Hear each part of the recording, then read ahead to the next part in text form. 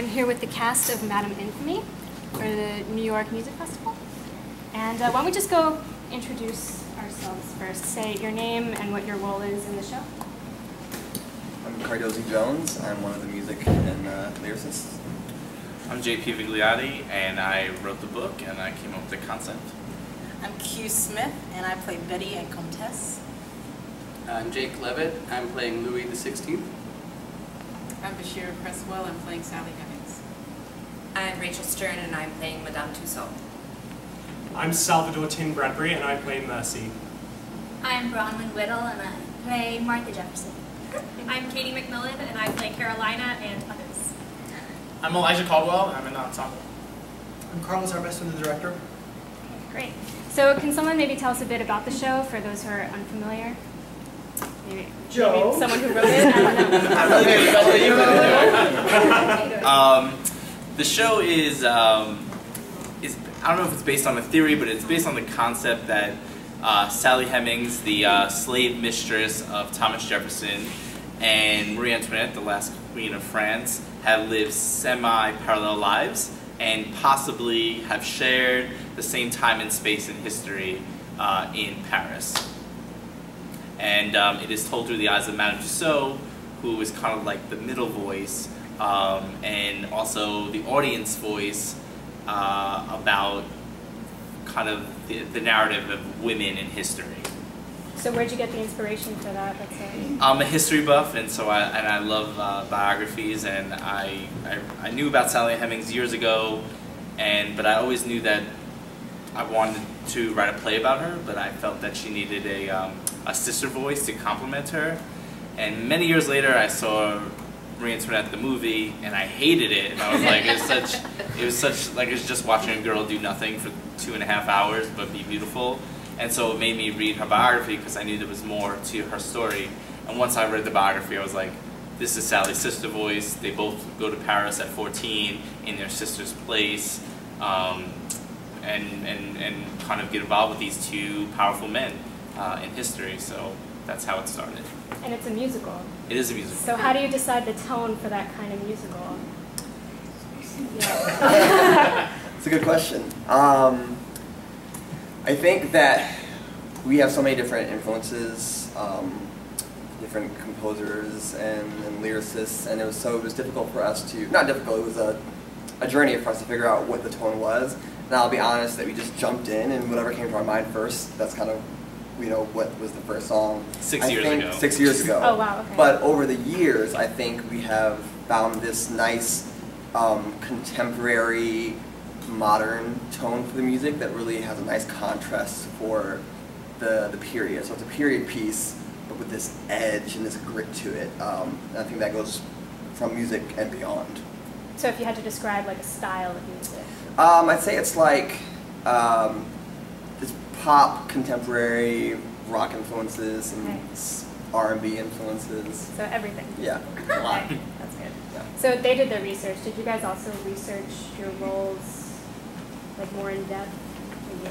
I did. I really didn't know much about Madame Tussaud, so I realized she had a really disgusting job to do to save her own life. In fact, she had her head shaved, ready to get her head cut off, and was pardoned at the last second, providing she would go around and dig up bodies, the heads of the people that they wanted to put on display. So she would take their heads and make wax masks of them so that they could be shown around to show who they had murdered. It's a really funny story. It's hilarious.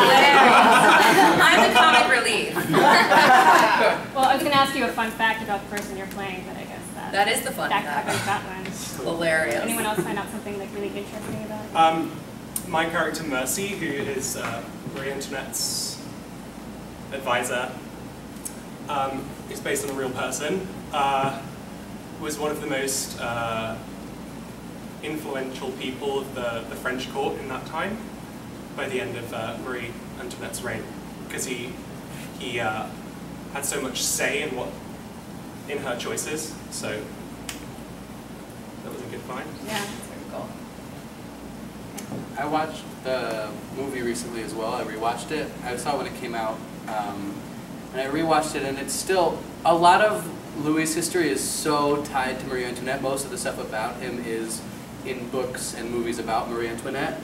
But there's some interesting articles about him that sort of theorize why there were so many problems in terms of creating an heir to the throne. And it's and so it's fascinating to me, like the amount of like theories and like crazy conjecture that there is, because obviously you can't ever like really know like what the exact issues were there, but the way that this show addresses it, I think, is fascinating and layered, and I like that a lot. What about the Sally Hemings portion? What would you like to know about Sally? I don't know. What kind of research did you do? Or how did you prepare for the role? Well, I'm lucky enough to be extremely close with the writer, so I actually studied in Paris at the Sorbonne, so I was allowed to come on this journey with my buddy Joe Vigliotti in France. So I've been able to, see some of the places. I'm pretty new to the book itself, but having lived in Paris and traveled through the arrondissements and different places where these people have actually been, it's pretty cool. It's really Jealous. Arrondissement. So, what drew you guys to the production? Aside from, we know you love history, that's one thing. But anything in particular? I was drawn to the history, well, the story, not just the history, because I was really moved by the fact that these two people who we think we know, mostly Marie Antoinette, we think we know who she is, and we just, in the last 10 years, found out about Sally Hemings, and the persona that that has been put onto them, and then to find out a human aspect to them, I find that really exciting and moving about it. The piece really explores a deep need to become more than who you are in your own world. And it's also about two people who are in their own jails, they're their own prisoners, and they're trying to break out of that, and they don't know how. And I find that struggle really beautiful and wonderfully identifying. So would you say that's your favorite aspect of the show? Oh yeah, that's what I connected to it. How about everyone else, your favorite aspect? Upon hearing the music and like reading, I of course read the background of the story, right. But then hearing the music paired with it, and I came on I guess a little later in of it, like this installment of it. There's something soul stirring about the music that really reading the story and pairing the music with it that just hits you in your gut, and I feel like Cardezzi and the whole team has done such a wonderful job in pairing the music with the story, and the music really is what got me. I heard the music, I need to be in this. Like there's no way that I related so much to it. So what's your favorite song? Oh wow, Fly. Fly, yes, my favorite song is absolutely Fly, and the way that the harmonies are written at the end and what the message is, and hopefully you will come see it so you know what I'm talking about. The message and the words behind the melodies written, because it's actually when Sally and Marie Antoinette sing together, and it's one of the most, the sound of the two that are cast together are so wonderfully paired together that it is one of my favorites. I want to hear it now.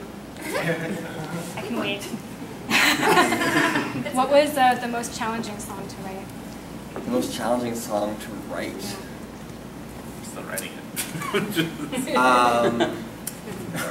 I think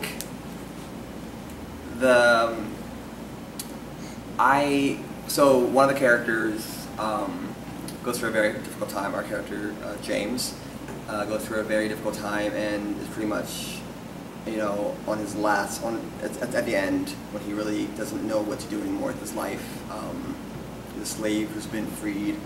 I wrote that song trying to hail a cab in Paris. And so it started to rain. It was impossible to get a cab. The rain's coming down. I knew it was on my agenda of things to write. I just started kind of writing what I was feeling. I was feeling very badly for whatever reason, not just like couldn't get a cab, but I remember that me being in a very specific place when I wrote that number, and for me it's probably one of the more dynamic pieces in the show right now. It just goes a lot of different places, so it wasn't difficult as much as it was just a journey in and of itself. How about the cast, most challenging part of being in the show? Memorizing. Yeah. A lot of memorizing in a small amount of time. Okay. How about your favorite aspect of the show? Or where you said music, and it's pretty much the history. Personally, right now, my new favorite number is the one we just choreographed today. Oh, it's so good. We are, because it's our fantastic choreographer, Elizabetta. We have these fans, and we're, what do we call? We're the fashion police. Yeah, we're the fashion police, and what did she call it today? Versailles pop. Yeah, yes. Is the new term for the day, Oh, that's and it's so stylized but sassy in the best way. I think that's my favorite part of the whole show is like really how it's still in such a creative and innovative stage, so that our opinions and our suggestions are really valued by the creative team, which is not only like important as an ensemble, but really like flattering, and you feel like you're kind of unequal, and not all shows allow you to do that. Sometimes you just have to step into a stencil or a cookie cutter, and this show, Elizabetta or music, everyone is just kind of like, what do you guys think? How does this feel to you? And like, now we just want to try something, and you're just like, it's really exciting, and then you see it all together, and you're like, oh, the baby, the baby! It really feels like we're It's a work. helping create this thing. It's not like something that is a script, here's your characters, do what this is. It's like, let's figure this out, guys. Let's explore this, let's make this something. And is that because it's part of the festival, and that's just like the general, or is that just this crew, this creative team, this cast? I feel like because it's such a new, unexplored work, like it's just. I'd like to say that it is this is my third NYMF show. It's this creative group. It is. I've been very lucky with my NYMF productions. I've done, my other two ones were awesome experiences, but I know some people haven't had great experiences. But I haven't. There are moments in rehearsal even where things are being changed, or we're getting new pages, and the creative team's always like sorry about that, and it's like no, like that is the exciting, awesome part of this, and we are rolling with it, and we're like getting to add ourselves into this piece, and it's so exciting that way for me. And they're cool too because like this guy, everyone, but in particular a couple of days ago he pulled me to the side because one of the roles that I'm playing was originally played by a white woman. Is it okay if I talk about that? And it's a song called Chocolate, sung by Comtesse, which is sort of Marie Antoinette's help in matters of sex and just how to carry herself now that she's in this kind of situation. And the song is called Chocolate. And so being sung by a black woman could have a different appeal and a different meaning behind it. And so he pulled me to the side. He's like, can I see you for a minute? And I'm like, I didn't do it, I swear. I didn't know what it was about. And he took the time to ask me, how do you feel about singing the song? And I didn't know that it was originally sung by someone differently. And they were willing to change it if I didn't like it, or if I was offended by it. And that does not happen. You get hired to do a job, and you do the job, and you sing the song. And it just made my shoulders was like, oh.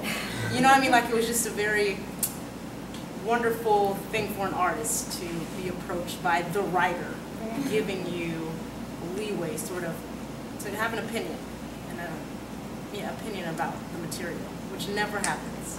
I think a lot of it is that Joe and I and Sean, the other music and lyric writer, we're teachers by first trade and passion, and so much of what we do is from this approach of what is our responsibility in this moment, and are we adding to you know, the material out there, the repertoire out there, or are we kind of just doing something that has been done? Are we just playing with stereotypes in ways that have already been done? Or are we kind of saying something new and different, and are we being responsible about that? Because, you know, it's theater, it's meant to be seen and then dispersed so people will see it, and we need to make sure that we're doing that responsibly and thoughtfully and thinking critically about it. So what do you guys hope that audiences take away from the show? I would say, because this is something I'm actually just working through in my own personal life, just that nothing is black or white. I think a lot of times we grow up thinking like, well, that person's a bad character and this person is a good character, but one of the most amazing things that's exposed through this plot is that there's always another side to every story. So don't judge a book by its cover, because you don't know what was really going on behind the scenes. In the stage play and in life in general, which I think is just an amazing life lesson. I think attaching on to what Bashir is saying, when we traveled, we've been obviously to Paris and Monticello, and I think our biggest lesson that we learned in writing this was not what was written down on the page, but what we lived going to the places where they lived, and the surrounding environments, and the people we met along the way, where history is really, you know, a retelling of people, of winners, or people who have had the power. It doesn't necessarily mean it's really the truth. And so we really tried to tell a story of these, not two women, but these three women, through fresh eyes, through an experience place.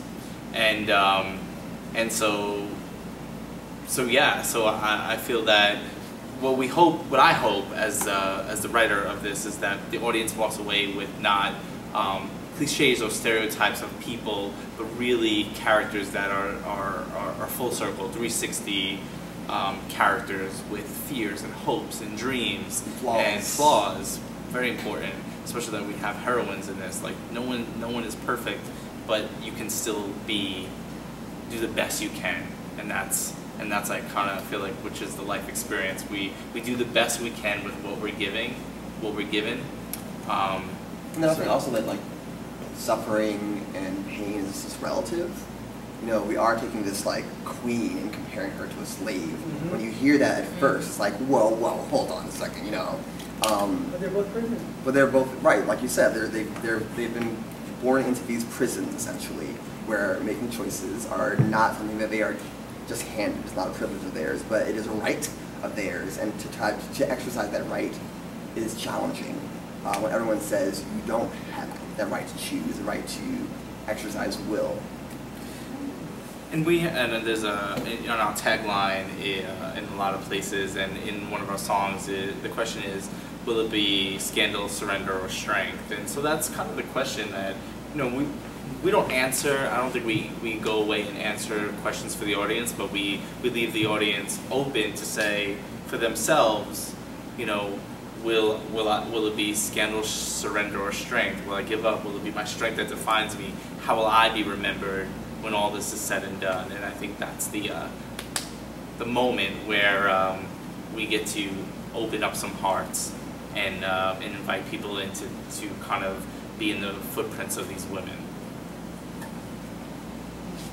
Very beautifully said.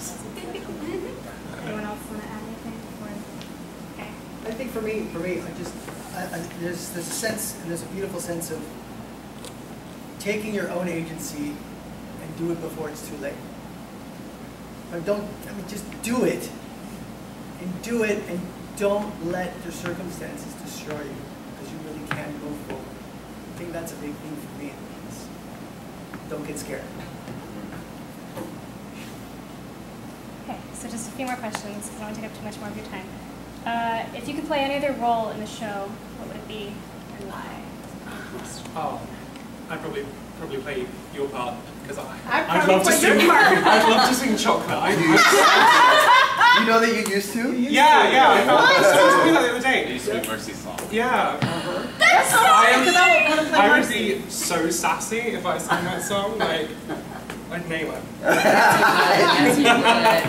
Wow. I'm happy where I am. I'd be too afraid to play, even like to play Sally, because I wouldn't try to step into those shoes with that song, Monticello, because it's so beautiful.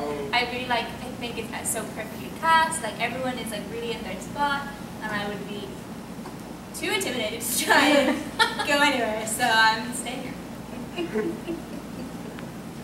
I love your breaking the mold, yeah. Wow, it's a kicking song. It's a jam. You guys are gonna find out just how jamming. The music is slamming in this show, and I do my best to be professional every time you sing it. But every time she sings it, I'm just not.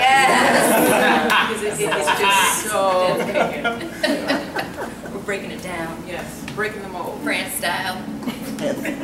We talked about the style of the music and the history, and I guess going back, like my favorite part of this production is how these like seemingly disparate styles meet, and we like see this period piece, but through the lens of all these different types of music and all these different voices coming together. And I think like seeing how those congeal and create this like really unique piece of theater, I think is like the most exciting part for me.